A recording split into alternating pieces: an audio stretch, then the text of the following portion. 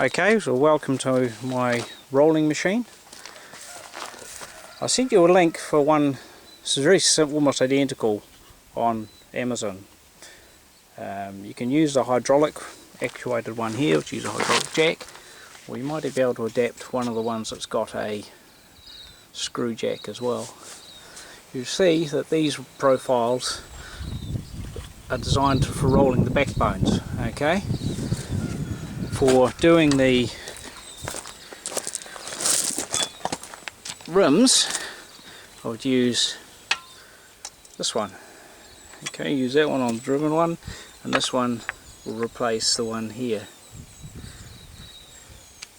Now to do the initial profile, I have to set it up. I made this plates like so, the hole in the middle, it slides in there. So it acts as a two roller system with three rollers, one above the other, and that rolls the profile. Now it takes quite a bit of force, and you've got to keep it reasonably in line, so that's why I've got these extra brackets over here and a couple of extra brackets on welded onto that to stiffen the thing up a bit. Now I use this winch machine here. It's about 400 kilogram pull, and this is the beam which your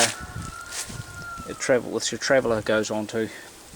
Now this is the traveller, and it's got plastic things, and this holds everything nice and straight and stops it twisting as it's being pulled, because the twist is the biggest enemy I found.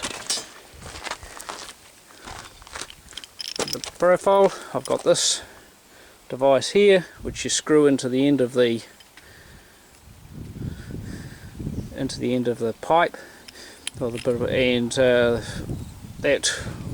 that's what you use to attach the winch to, and it will pull it through. Here's my steel rack.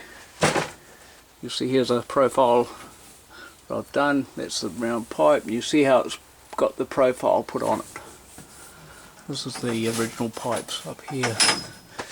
Now, once you've got the profile like that, you can set this machine up with a three roller system, and it'll allow you to roll it into a hoop into the diameter you want, and you just keep moving it up.